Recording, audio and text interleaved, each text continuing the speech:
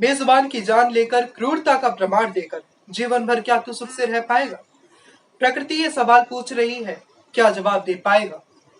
नमस्कार, मैं आशुतोष जोशी और आप रूबरू हो चुके हैं द हिंदुस्तान मेल के साथ। आज के दौर में जानवर नहीं, इंसानियत विलुप्त है। इंसानियत विलुप्त ना होती तो बेजुबान जानवर भी विलुप्त होने की कगार पर ना खड़े होते। किसी ने गौतम बुद्ध से पूछा कि इंसान और जानवरों में फर्क क्या है। इस सवाल के जवाब में बुद्ध ने बड़ी शालीनता से कहा कि इंसान और जानवर अपने विवेक के कारण अलग हैं। इंसान में जानवरों के मुकाबले सोचने और समझने की शक्ति अधिक होती है। अब जरा सोचिए, आज के दौर के मुकाबले क्या यह परिभाषा सिद्ध होती है? शायद नहीं। आज के आधुनिक दौर में इंसान ने बुद्ध की परिभाषा को ही बदल कर रख दिया। इंसान मानो शैतान का पर्याय हो चुका हो। आज बेजुबान जानवरों के जीवन पर इंसान गिद्ध की तरह मंडराता रहता है। यहाँ तक कि इंसान अपने स्वार्थ को सार्थक करने के लिए बेजुबानों तक की जान ले सकता है।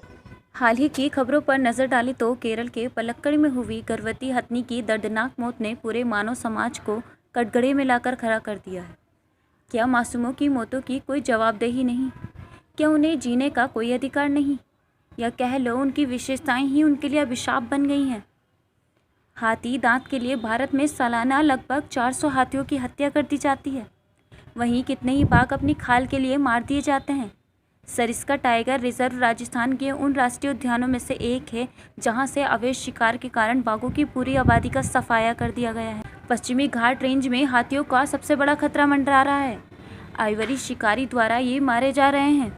यूं तो भारत में शिकार का प्रचलन बहुत पुराना है, जो कि आज तक चलता आ रहा है, भले ही यह गैर कानूनी ही क्यों ना हो गया हो। जानवरों को मारा जाता है और फिर उनके दांत, चमड़ी व अन्य अंगों को बेच दिया जाता है। हाँ, चंद कागज के टुकड़ों के लिए इंसानियत बिक जाती है। प्रकृति के साथ यूं खिलवाड़ करते हुए मनुष्य का निठुर मन क्षण भर भी दया से नहीं पसीजता। आधुनिकता के इस चोले को ओढ़ मानव अपने ही घर को उजाड़ रहा है। जिस बेजुबान ने मानव पर इतना भरोसा किया, जिस प्रकृति ने मानव को शरण दी, आज वही मानव इन दोनों के अस्तित्व पर खतरा पैदा कर रहा है। खबर तो ऐसी भी है कि इंसान न सिर्फ जानवर बल्कि खुद इंसानों पर भी बर्बरता करने से नहीं चूकता। हाल ही में एक टिकटॉक स्टार और बीजेपी की सांसद ने एक मंडी अधिकारी को चप्पल और थप्पड़ों से इतना पीटा कि वो बेसुध हो गया। के लिए करती हूँ क्या? हमें सम्मान से जीने का अधिकार नहीं है।